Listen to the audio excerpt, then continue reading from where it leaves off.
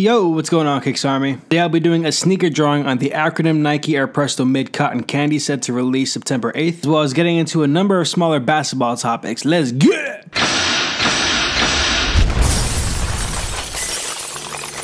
Now, as always, if you guys are into these daily sneaker drawing / basketball talk videos, make sure you hit that like button. If you are new to the channel, make sure you hit that subscribe button and bounce past the bell to get post notifications. I think my secret sauce to these intros is to over time say these intros with a little bit more mumble in my voice, to the point where if you're a long time subscriber, you're gonna know exactly what I'm saying, even though it's gonna sound like a hot mess. And if you're a new time follower, you're gonna be like, what in the world is this guy talking about? But as I said in the beginning, this is a sneaker drawing of the Acronym Nike Air Presto Mid Cotton Candy that was recently announced that is expected to drop this September 8th for about 200 bucks retail. Now, this particular colorway is part of a 3-pack of Acronym Air Presto Mids. The other 2 colorways are being called Dynamic Yellow and Cool Gray. Because this one is the most vibrant out of the 3, and I think it's the most interesting to draw, it's the reason why I'm going with it. And if I were to actually cop a pair, it would be these, but man, I gotta tell you guys this every single video. You guys know I'm not copying anything, I am broke. But if this particular pair or the other 2 from the pack kind of catches your fancy, they'll be dropping the 8th. Now, I know exactly what you guys are thinking. You guys are looking at the screen like, man, that stencil is so dope. I wonder where I could find it. Well, friends, I have excellent news for you. There's this website I know of. I heard about it through the grapevine. It's called KicksArt.com. With over 150 different free sneaker stencils, you guys can go on there and grab whatever you want. And if there's a stencil that's not on the site that you want to see added, you can contact me through the contact tab at the top of the page. Then you might be thinking, well, why the heck is this guy giving away all this for free?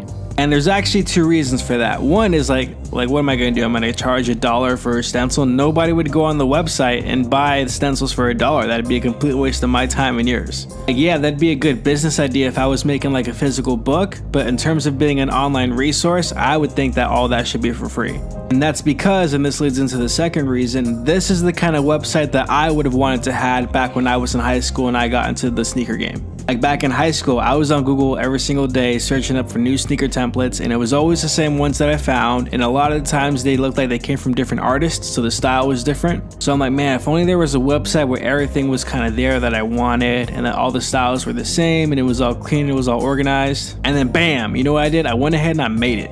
And I went ahead and I did some math, and you guys know how I am with math. I love it, but at the same time I hate putting numbers out there because now that's like expectations, and I like to keep that expectation bar really nice and low so it's easy to leap over it. But if everything goes well, everything goes how I plan it to, then the number of stencils on the website should double by the end of the year. Right now, checking out my email, I have probably like another 8 stencils on deck based off requests, and even if the requests do get low and I'm like running out of stuff to draw based on people request, like there's so many sneakers out there I can make stencils for. Like, I can literally just go down the list of all the different brands, all the different models, and just say, okay, what do I have? If I don't have that, I'm gonna add it to the site. I'm telling you guys, if I can be consistent, give me a good year or 2 and that site's gonna look thick. And some real quick housekeeping before I get into some basketball news, because I know you guys like to understand what my mindset is in terms of growing the channel and stuff. So like this whole entire week, I've been doing a lot of different research on different platforms to kind of learn how they would work and how I can implement them on my website. Because even though the YouTube channel is kind of how I started this whole entire thing, and even though I do prioritize a lot of my time into making the YouTube videos, ultimately if I'm going to advertise something, it's going to be the website, not the channel. The channel is just essentially like a bonus to the website, if that makes any sense. At least that's the way I'm kind of thinking of it. But anyway, I did some research, right? I did a little bit of Google searching, and what I'm going to start doing real soon is I'm going to start advertising on Instagram, because supposedly that's a really smart thing to do. When you listen to as many Gary Vee videos as I do, you kind of feel guilty for not advertising on Instagram. On top of that, I'm really looking to diversify the way I advertise my stuff on different social media sites. So of course I'm gonna keep going hard on Instagram, that's for sure. I gotta really start being more active on Facebook. I have a Facebook page for KicksArt, you guys can go ahead and check that out.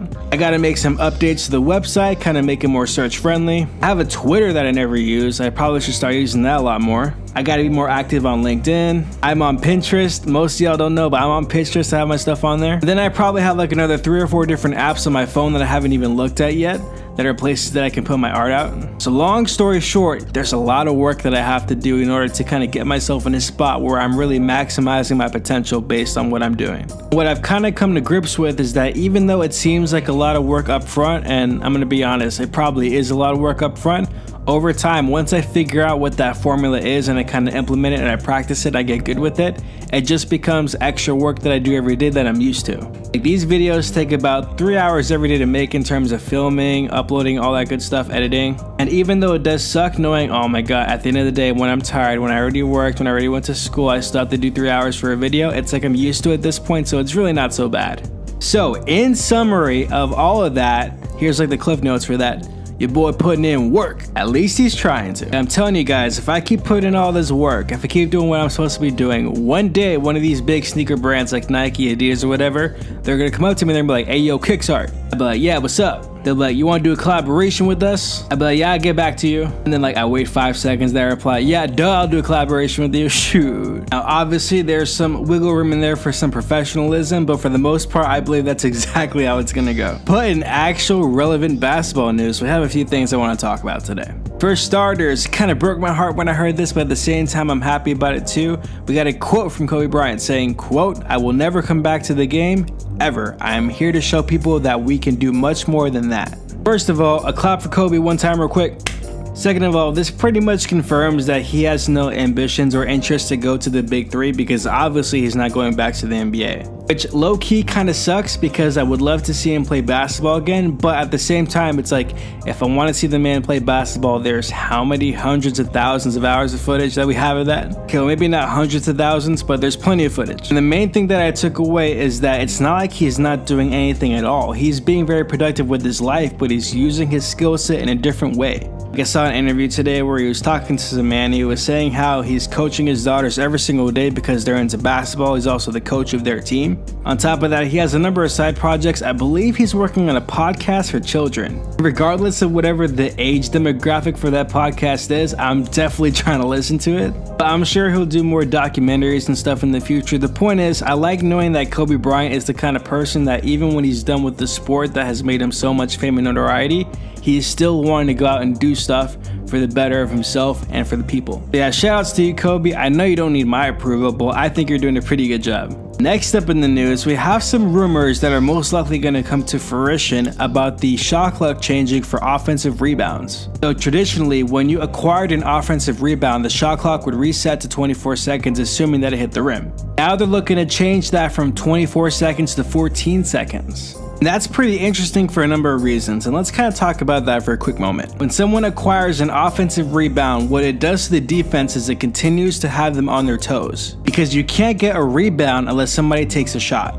So to get an offensive rebound means somebody took a shot, the shot was missed or it came outside the rim or whatever, and somebody from that same team acquired the basketball, allowing their team to have another chance to score. But as opposed to having the full 24 seconds to kind of resettle in their set, to kind of get their spacing and do whatever they want, make a play or whatever, now that time is cut down by 10 seconds, which increases the anxiousness of that team to take advantage of the opportunity that they have. Offensive rebounds are like a blessing. They don't really come too often, and when they come, you gotta take full advantage of it. So now that you have less time as a team that's trying to score to make up for that missed shot, to acquire the ball, and to put it back into the hoop, is gonna make things a lot more interesting. And the reason why I think it's interesting is because, like, think about it, when anybody ever takes a shot, unless it's a really dumb shot, for the most part, nobody thinks it's going to miss. Like, when you shoot your shot as a professional basketball player, you are shooting it with the intention of it going inside the hoop. If you're taking the ball down the court or whatever, you have your full 24 seconds. Ideally have a play in mind that's either called out by the coach or the point guard. So whenever that master plan of a play doesn't work by a shot being missed, the fact that you have less time to figure out how the heck you're going to get that ball in the hoop again when missing is going to make it really interesting this season. I personally don't feel like it's going to have a negative effect on the game because every team is going to have to deal with that. It's not like one team is going to have to deal with that and the other team won't. If anything, I think this is going to make teams more efficient with their second chances that they have of scoring. Because to get a shot clock violation for the most part is always unacceptable. You never want to do that. But it's not like they're going to run out of time. They're going to chalk up a shot even if it's good or bad.